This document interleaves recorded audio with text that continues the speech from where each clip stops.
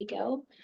Good day, everyone. My name is Sarah Phillips. I'm the coordinator of the Ukraine Non-Residential Scholars Program at Indiana University, where I'm also professor of anthropology. And it's my pleasure, excuse me a minute, oops, I think I made a mistake. It's my pleasure to welcome all of you to our research seminar today, Thursday, February 8th. And it's my deep pleasure to invite and introduce our first speaker, who is Dr. Iuliia Korniichuk. Dr. Korniichuk holds a PhD in religious studies. She taught Ukrainian culture and religious studies at the National Pedagogical Drahomanov University for over 10 years. She is currently a visiting lecturer at the University of Warsaw. Dr. Korniichuk was also a fellow of the Lane Kirkland program, which is through the Polish American Freedom Foundation, and she participated in research programs of the International Visegrad Fund and the Institute for Human Sciences in Vienna. Her research and teaching interests include the role of religion in domestic and foreign politics, religious life in Ukraine, cooperation between religious organizations and international non-religious organizations. And the title of Dr. Korniichuk's talk for us today is, quote, "This did not happen even during the Cold War," end quote, religion and international sanctions in the Russo-Ukrainian War. So Dr. Korniichuk, we're looking forward to hearing from you, and the floor is yours. Thank you very much for your kind introduction. I will try to share my screen.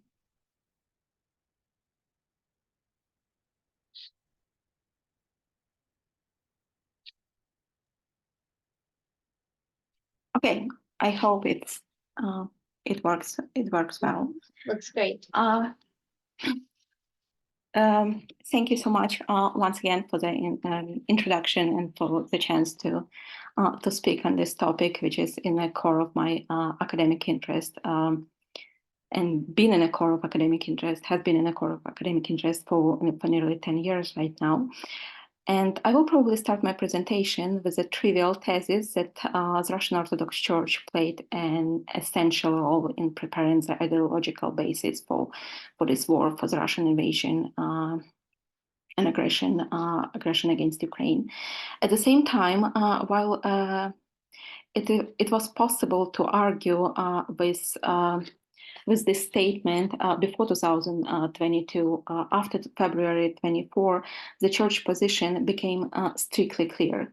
In the initial days of war, the Patriarch of Russian Orthodox Church actively endorsed the aggression against Ukraine.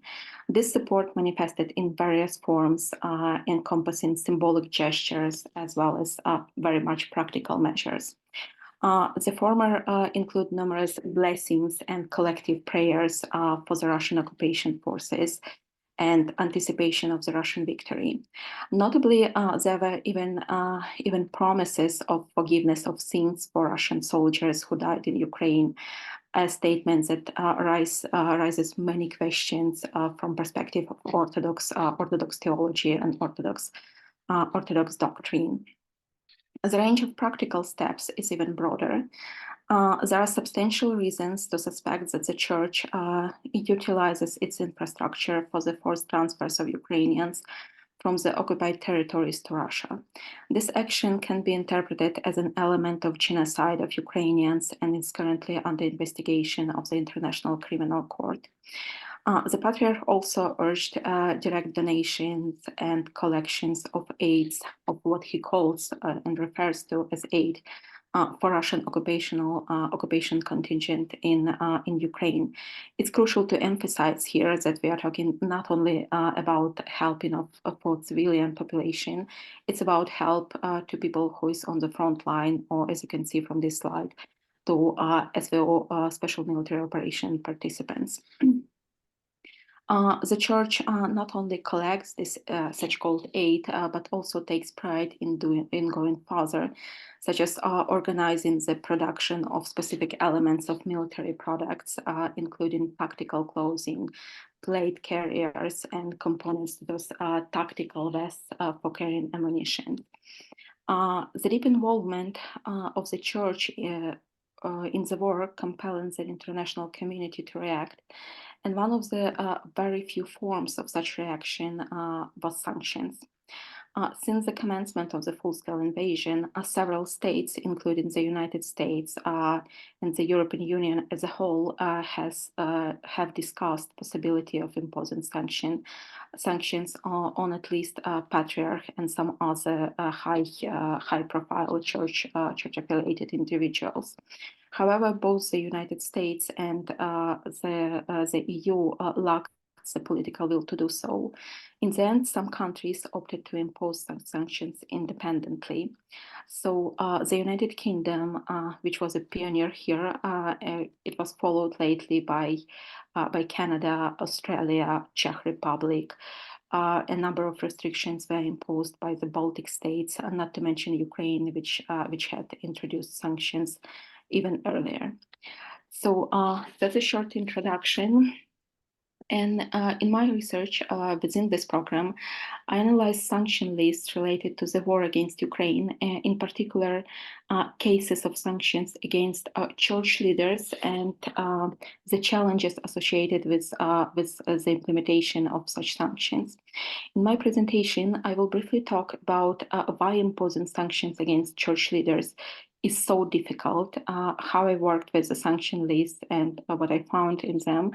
And I will try to identify the main challenges that such sanctions can cause.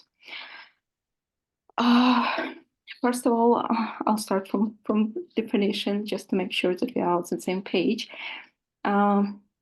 By sanctions, we typically refer to mechanism for enforcing societal norms, including those embedded in laws. So, in other words, sanctions are specific actions or threat of such actions aimed in influencing the behavior of the particular actor and altering this behavior to align with the desires of the sanctioning entity. So basically, that's a pressure we put on some entities in order to put them on the right pace, on the right way. Historians often trace the origins of sanctions back to the Peloponnesian Wars and the restrictions imposed by Athenians against Sparta. However, in the nearly 2,500 years since then, the sanction system has expanded immensely, becoming both vast and intricate. The expansion pertains to the types of restriction considered as sanctions, as well as entities in power to impose them, and the targets of those measures.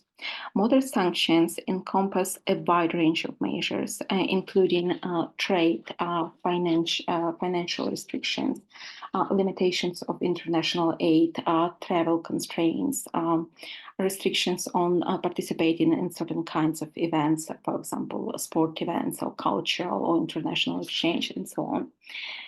Increasingly, those sanctions are directed not only at state officials directly responsible for implementing the contested policies, but also at a broader spectrum of organizations and individuals who share responsibility for the objectionable policy or have the ability to influence the primary group. In the latest scenario, the imposition of sanctions may also serve as symbolic or relatively less expensive way to deal with problem when taking stronger action for some reason isn't practical or it's not an option. Sometimes people refer to sanction as war, but only by other means, when we use cheapest way to achieve our goal. There are very few cases of international sanctions related to religion. Perhaps the most common are sanctions imposed on state structures for violating freedom of religion. For example, since the late 1990s, the US government has been able to impose certain sanctions for violating of freedom of religion. Similar initiatives to protect freedom of religion at the international level were later launched by several other countries, including the EU, for example, but on a more limited scale. Religious organizations, as a vital part of society, have actively responded to sanctions imposed on the individual state for many years. Examples include campaigns by the Catholic Church advocating for easing sanctions against Cuba, for example, or campaigns of certain Orthodox churches, local Orthodox churches, against sanctions on Serbia or Syria, and so on. In each of these cases, those campaigns were usually based on concerns for the general public or the negative impact of the social and humanitarian initiatives of the church itself. Meanwhile, imposing sanctions on religious leaders is almost unheard of. Until recently, one of the most complex cases involved places sanctions on Iran, which had a significant indirect impact on Shia Muslims in countries supporting those sanctions. Just to explain a little bit, Muslims have a religious duty to pay khums, which is a special tax meant for charitable purposes. In Shia tradition, religious leaders, especially the Ayatollah's office, play a significant role in administrating this tax by distributing and redistributing the funds. So with the sanctions on Iran, this religious practice, namely paying money directly to Ayatollah offices, the Ayatollah office has been interpreted as financing terrorism. Consequently, several members of American Shia community have been arrested, and this sparked discussion about the clash between the right to religious freedom and the implementation of sanctions. In my research, at least in my research so far, I have not been able to find a single case of sanctions against Christian clergy directly. Even in cases of collaboration or collaborationism with sanctions military dictatorships, as it was in the case of cooperation between Catholic Church and dictatorships in Latin America, or local Orthodox Church and dictatorships in Greece or Romania, sanctions were never imposed on Christian clergy. And that raised a question posed by Catherine Kalaidis. I will rephrase it a little bit, is the problem that Christian priests do not wear Muslim robes.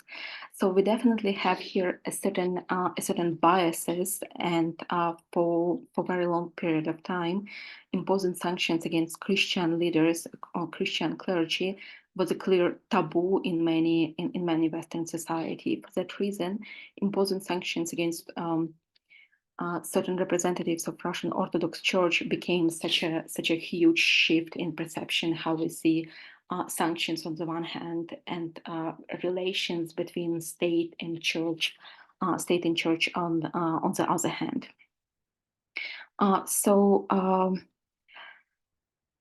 Who is on the sanction list and how do we find those people? As I mentioned earlier, a number of countries have autonomously imposed sanctions, which had made the process of collecting information much more difficult, unfortunately. In my research, I've used several databases of sanctioned entities, such as Open Sanctions Project. This project, for some period of time, was funded by German Federal Ministry for Education and Research. OCT-RP, that's a database of the Organized Crime and Corruption Reporting Project. And last but not least, War and Sanction Project. And this project was supported by Ministry of Foreign Affairs of Ukraine and the National Agency for the Prevention of Corruption. I started working with this database basis in the fall last year, 2023, and I was very lucky because at that point of time, one of them, Open Sanctions Project, had a separate tag for clergy, so it was easier to simply spot the names from there. and this that greatly simplified the research. Despite the importance of these databases as sources, I must confess that they do not cover absolutely all sanction lists. So they have a lot, but unfortunately not all of them. So searching the database was only the first step. Next, I looked at the Ukrainian sanction list, which are the most complete and the longest ones. For example, at the end of 2023, the war and sanctions database included more than 70 clergy who actively supported the war. Not all of them were sanctioned. I don't know, probably the person who created this database had a specific sense of humor, because some people had tags like on the sanction and other have tag not yet. So only against some of them were imposed sanctions, and others were still in a waiting list. But it provided me with a list of names that I could compare against databases or sanction lists from specific individual countries. Often establishing the person is a clergyman was really difficult, because different countries provide different information on sanctioned persons. For example, on this slide, you can see a screenshot from the sanctions list of two countries, the United Kingdom and Canada. In case of the United Kingdom, the information is quite extensive. So we can find here church affiliation, a lengthy explanation of the grounds for the sanction, the type of restrictions applied to this person, and so on. In case of Canada, we can only see name, date of birth, and rather general reason for putting a group of people on the sanction list. At the state level, discussion regarding the feasibility of imposing sanctions on religious leaders who endorsed the aggression gained momentum in the spring of 2022. Actually, Baltic states were a locomotive here, especially Lithuania. In the EU, that was in the EU that has implemented 12 sanctions packages against Russia in response to its invasion of Ukraine. Deliberation regarding the inclusion of the leadership of the Russian Orthodox Church in sanction lists transpired during the formulation of the 6th and 7th packages. Lithuania's permanent representative to the EU, Ambassador Arnoldas Paraskevičius, humorously proposed naming the 7th package of sanctions KGB, hinting at the incorporation of several contentious areas of sanctions expansion, notably Patriarch Kirill, gas, and banks. This dual interpretation of the old-new abbreviation was also allusion to the history of Patriarch's alleged cooperation with the Soviet security forces services. However, the final decision to add Patriarch Kirill to the EU sanction list was blocked by one of the member countries, and here we all can guess Hungary. From the first try. So presently, the EU sanction list includes only 2 individuals whose links to the Russian Orthodox Church are directly indicated in the document. First one was the person responsible for the connections between Russian Orthodox Church and nationalist motorcycle club Night Wolves. And the second is as a general director of the ultra-conservative TV channel SPAS, which belongs to the Russian Orthodox Church. Notably, the Russian World Foundation is also included in the list, established at the initiative of Russian president. Russian World Foundation became a kind of link between Russian state and Russian Church, a very important hub for developing such connections. Patriarch Kirill served on the foundation board of trustees since its inception until very recently. His speech at one of the foundation's assemblies served as a manifesto for the Russian Mir teaching, which became an ideological ground for this invasion. While those organizations actively endorsed the invasion and were involved in implementing of occupation policy for an extended period of time, their inclusion in the sanction list occurred only in 2022. The church transmission of Russian pro-government narratives and interest had attracted the attention of the EU institutions even previously before the full-scale invasion. Notable examples of such interest could be the resolution adopted by European Parliament in 2016 titled EU Strategic Communication to Counter Anti-EU Propaganda by Third Parties. Article 8 of this document, or at least of the final version of this document, referenced the Russian government's use of social and religious groups as a tool of propaganda. This generalization, social and religious groups, emerged as compromise following protests from some members of European Parliament and religious organizations, because the first draft of the document explicitly mentioned Russian Orthodox Church as instrument of disinformation and propaganda of the Russian state.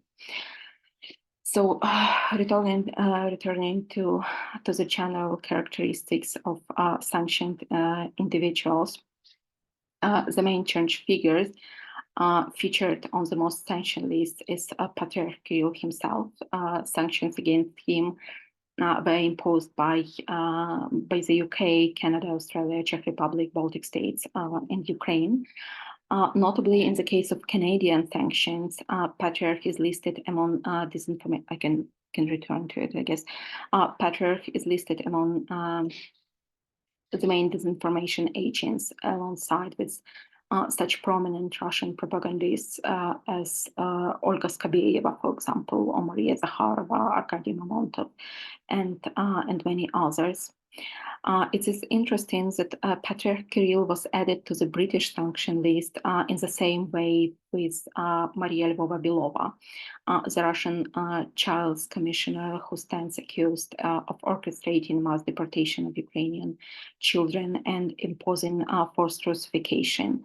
In March 2023, the International Criminal Court in The Hague issued an arrest warrant for Ms. Lvova-Belova, as well as for Vladimir Putin for their roles in the forced deportation of Ukrainian children. However, despite investigating journalism shedding light on the church involvement in the relocating and settlement of forcibly deported Ukrainian in Russia, this aspect remains unaddressed in the sanction list. Ukraine's imposition of sanctions, on the other hand, represents a kind of exception here. According to the War and Sanction Project, which aggregates information from open sources regarding support for Russian aggression, there are grounds to suspect at least 9 metropolitans and high-ranking bishop of the Moscow Patriarchate in facilitating the deportation of Ukrainians for Russia. Ukraine has already imposed sanctions against one of them on this ground. Overall, aggregated open databases of sanctions, such as Open Sanctions, indicate at least 23 sanctioned members of the Russian Orthodox Church. With few exceptions, those are primarily under sanctions imposed by Ukraine, particularly by the National Security and Defense Council of Ukraine. The list includes top figures of the Russian Orthodox Church, from the Patriarch to those responsible for cooperation with the armed forces of Russia, those who curate external relations and press services. A distinct category with the church-related entities subjected to international sanctions comprises representatives of church-affiliated media. This is primarily owned by church TV channel SPAS and pro-Kremlin ultranationalist TV channel Tsargrad. The sanction list features several individuals connected with those channels, spanning from owners and chief executives to host of specific television program, for example, Alexander Dugin. Sanctions against them were applied by various countries, including the US, the EU, France, Belgium, Australia, New Zealand, Ukraine, and even historically neutral Switzerland. But at the same time, in case of Tsargrad, for example, there is no direct link, at least stated in sanction documents. In addition to those sanctions, themselves, national governments have implemented specific measures frequently intertwined with the sanctions, such as prohibiting entry into their respective countries or imposing restrictions on television appearance. For example, Estonia, Lithuania, and Latvia have already enacted such measures. Later this week, the head of Estonian branch of Russian Orthodox Church was expelled from the country. Estonian authorities denied him extending his permission for stay because of his support of Russian war against Ukraine. In addition, it's necessary also to emphasize here that those restrictions do not apply to the church as a whole or to parishes as legal entities. In certain instances, sanctions list even omit specific references to the institutional affiliation or position of the sanctioned individuals. So if we try to summarize the declared reasons for the imposing sanctions, at least from the document where such reasoning were indicated, we can list the following reasons. First of all, it's public support for Russian aggression. Secondly, spreading disinformation that has contributed or is contributing to aggression. And the third one, close cooperation with structures that directly commit aggression. Primarily, this aspect is visible in the Ukrainian sanction lists. I want to stress here that none of the lists mentions anything about. There is no mention about doctrine, some elements of faith, or sanctioning religion in general. This list of reasons gradually brings us to dilemmas and challenges that accompany sanctions against church leaders. The first, perhaps not challenge, but a set of challenges is the very understanding of freedom of religion and its limits. This is an aspect that Professor Michelson, my supervisor from Indiana University, and I have discussed for a long time. The United States, on one hand, and European countries on the other, have significant differences in their perception of freedom of religion. These differences are noticeable even at the level of terminology. Religious freedom is more preferable in the US versus freedom of religion and belief, or freedom of thought, conscience, and religion in the European countries. Those are quite different terms in terms of their range and their weight. While in the American version, religious freedom is seen largely as a root of all human rights. So if a country ensures religious freedom, other rights are naturally added. In European tradition, freedom of religion is rather one of the fundamental human rights, but on a par with a number of other freedoms. In the context of sanctions, this understanding, in the context of sanctions, this understanding of differences in perception of freedom of religion raises a question of the very possibility of judging the activities of religious leaders. Can we impose sanctions for supporting aggression if such support grows grows out of religious conviction and elements of faith? And it seems that the answer to this question will differ significantly in two traditions, and that was one of the reasons why America failed in imposing sanctions, or the US failed in imposing sanctions, and European countries, or at least some European countries, managed to do so. Another aspect of this challenge is the communication of this difference, which leaves a huge room for manipulation. Since the beginning of the war, the Russian government has skillfully exploited this, portraying sanctions against Patriarch Kirill and other religious figures as an attack on religious freedom, suggesting it might be even worse than during the Soviet times. So in the title of my presentation, you actually seen a quote from Patriarch Kirill, which was also comparing these sanctions against him with the Cold War period, and named that current situation is even worse. And the last aspect I would like to mention in this presentation is the problem of systematic and deeper assessment of the presence of religion in the discussion around sanctions. In my presentation and in my research, I limited myself exclusively to church representatives. In other words, people formally affiliated with church entities, which is only one example of the presence of religion. There are a number of people who have significant influence within the church, or individual religious groups who are not included in my study. But this is rather will be a plan for the further research. So I will probably stop here. I extremely grateful for your attention, and since it is still a work in progress, I would be extremely grateful for your comments, for your critiques, or for your questions. So thank you so much.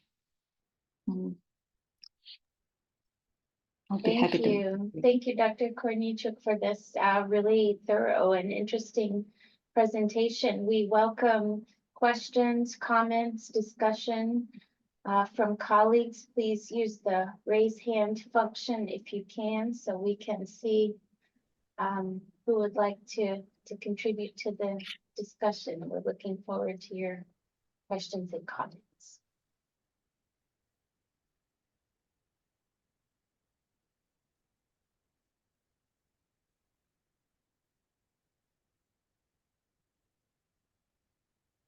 I have a question, if I may. Yes, please. Thank you so much. Thank you, Iuliia, for your very interesting and timely presentation, especially right now. So I have noticed in one of your slides, there was a quotation or the title of the presentation of the article, how the Russian Orthodox Church, together with the security forces, forcibly relocate Ukrainians to Russia.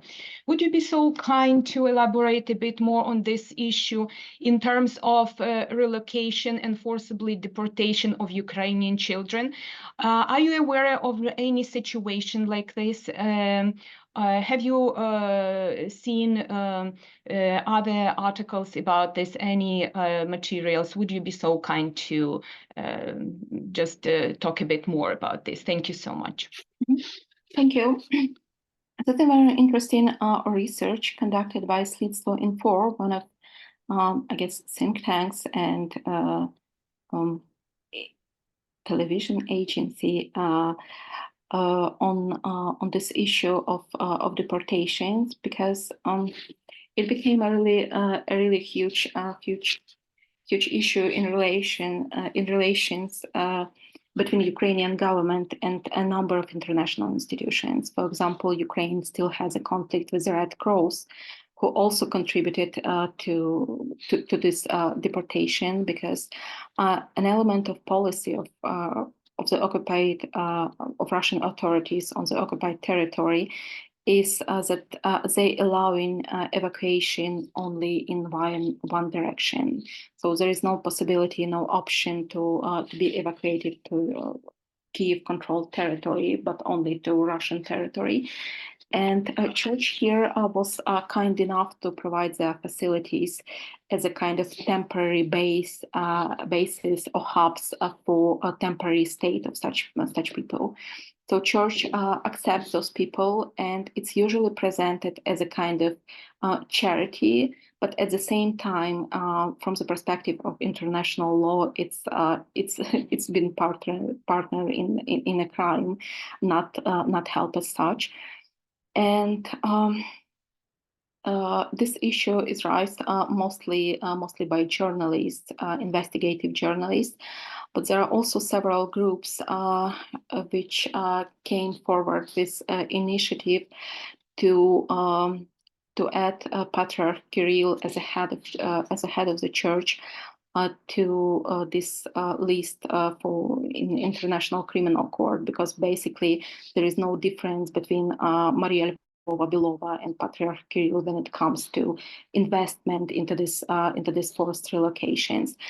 So it's still debatable. I mean, at the legal level, there was no warrant issued against Patriarch Kirill, but there is a clear suspicion and substantial grounds to suspect him in this crime. I will leave presentation, and there is a link to this investigation. It's really reached. I mean, people from different open sources simply collected, because church is proud to present itself as such a peacemaker and peacekeeper, and they basically open up about the crimes they are committing in the moment. Thank you so much. Thank you. Thank you, Yulia. Please, Sergei Pahomenko, you have a question or comment? Yes, thank you, Yulia, for your presentation and for your report. It's a very interesting topic for me and for all participants. And my question is, what do you think we can add to the list of challenges and threats you completed, such a case as lobby and propaganda activity of Ukrainian or Russian oligarch Vadim Novinsky, and how could you estimate the scale and the threat of this activity? Mm-hmm. Thank you. The short answer, we definitely can. And when it comes to Vadim Novinsky, the list could be even longer. For example, Vadim Novinsky is the main sponsor of Ukrainian Orthodox Church of Moscow Patriarchate, the main financial sponsor. But when it comes to Russia, the same role plays Konstantin Malafeyev, for example, who is owner of this TV channel Tsargrad I've mentioned in my presentation. They both are very much connected to Moscow Patriarchate. In case of Novinsky, he also diakon. Sorry, the diakon. Sorry, I don't know this term in English. But he also a clergy of Ukrainian Orthodox Church of Moscow Patriarchate. So he combines these two hats, and it is definitely a threat, but in my, at least at current stage of my research, it was hard to pick up all the people with not obvious connections. So basically, at this stage, what I did, it was the easiest job, because I checked all the sanction list for keywords where affiliation was mentioned. It was easier to spot it than I checked those names which were in Ukrainian sanction lists, which gave me another list of names.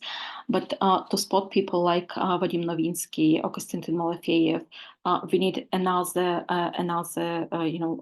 wave of thorough reading and checks. And when it comes to lobbying, those people are actually the threat is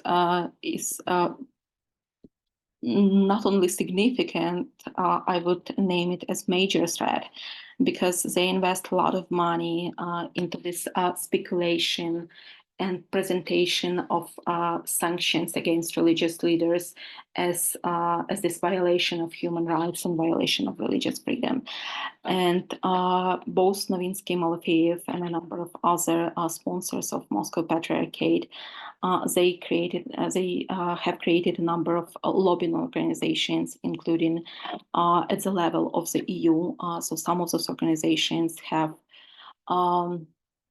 they are present at transparency base of the EU, so they have accreditation in the EU organizations. They have accreditations in the other open to civil society platforms at the UN, for example, and they are presenting what they call alternative point of view, which is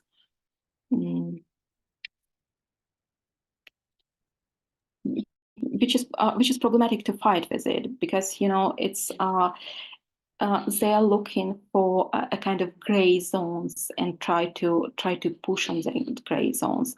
And it's interesting that in different countries, their success is at different level. For example, in some ways, they are more successful in the US, especially among conservatives there.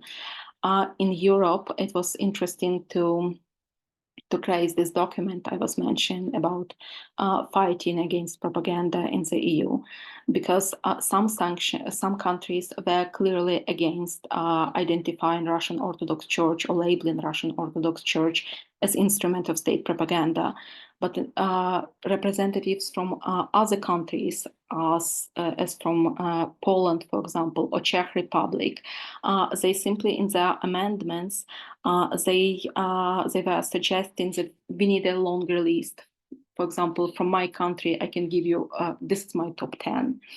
So in many countries, there is a clear understanding that this is a problem, but we're still not sure how to fight this problem in this legal corridor, which is open for democratic states. Thank you. I hope it was an answer. Thank you, Yulia, for your broad answer. But I would like to add something. In my opinion,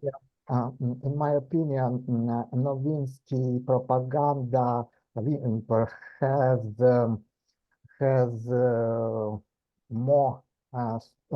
stronger impact because Novinsky, in contrast to Malafeyev, Novinsky has Ukrainian citizenship, and he is positioned as a victim of regime, as a victim, and it works for some circle in the West, unfortunately.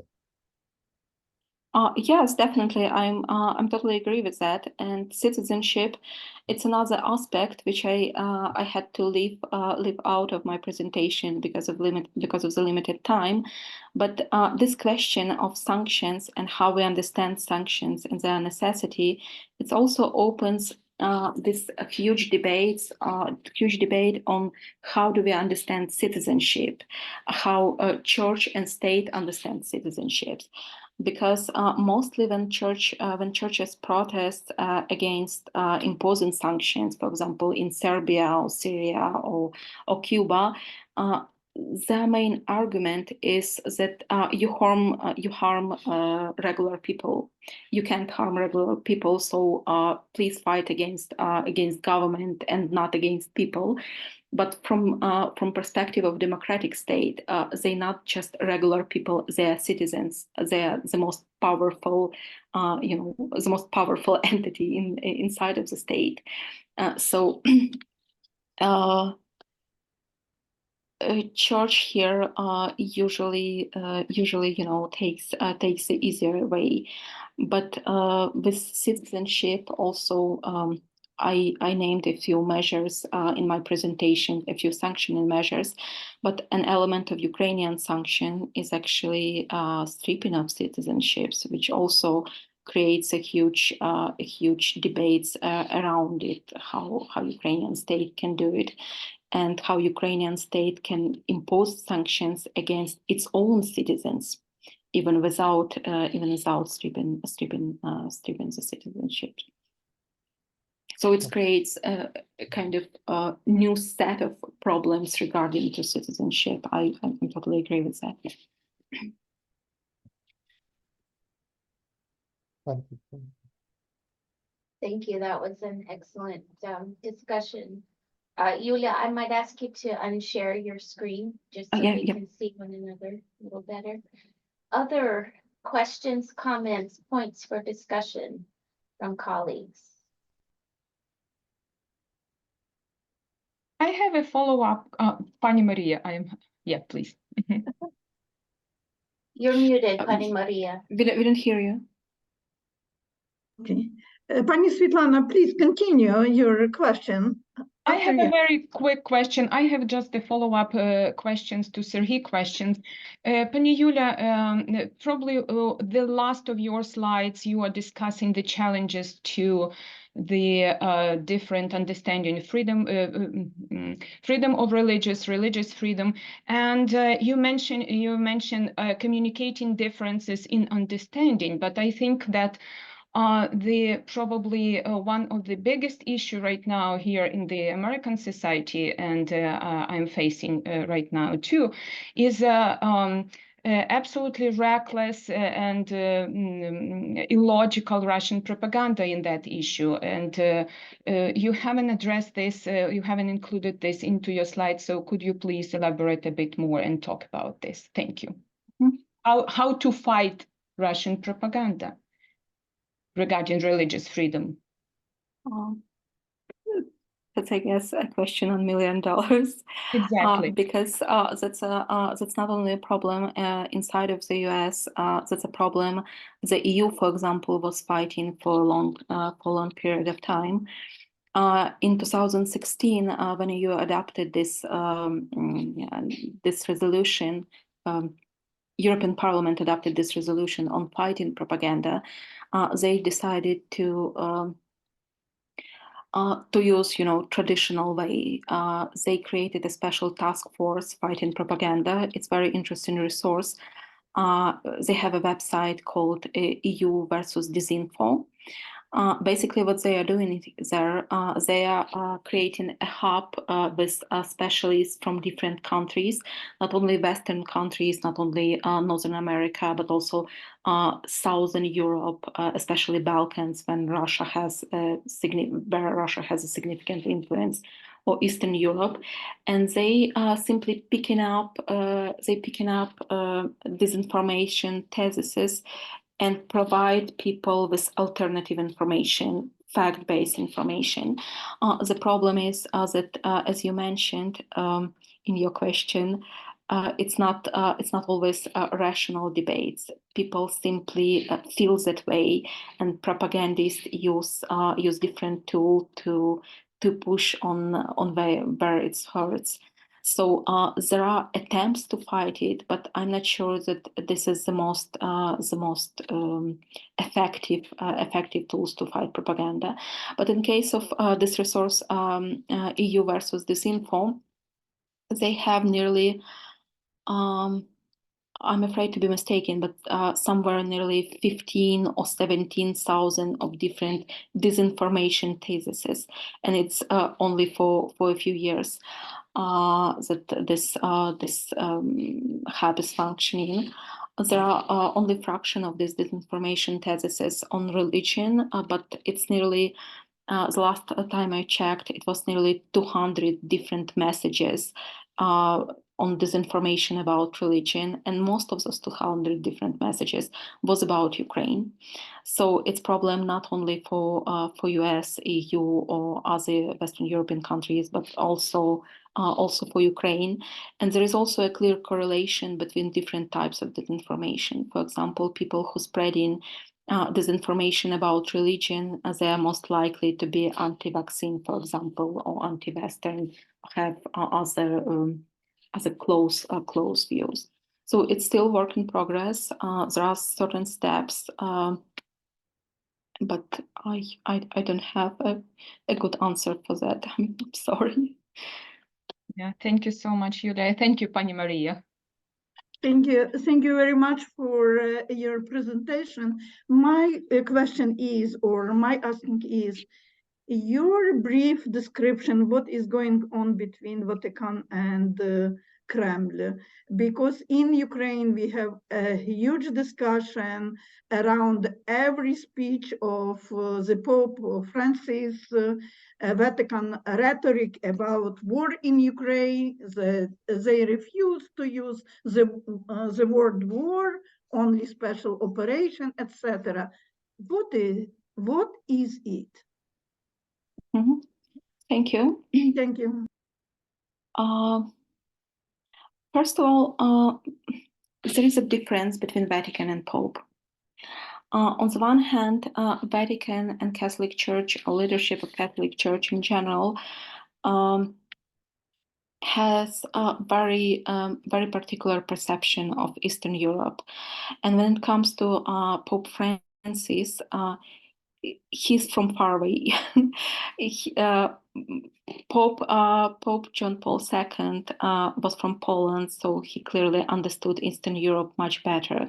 Pope Francis is from Argentina, so Latin America and such called global South is more closer to him. So he cares. He is from that environment. He has a certain perception, and from what I can say when I'm trying to put it in a few words, that Pope Francis is not exactly anti-Ukrainian, but he is very much anti-American, I will risk to say. And this influences his perception of Ukraine as well. So when the US supports Ukraine, so he should be a kind of control balance. But I can say that Vatican or Pope Francis personally is very much against Ukraine. So in his speeches, we can find both kinds of theses. Sometimes he promotes Ukraine, and especially it's very important that he promotes Ukraine in the places where Ukraine is seen not as the West, so places which are not supporting Ukraine, like Africa, Latin America, etc.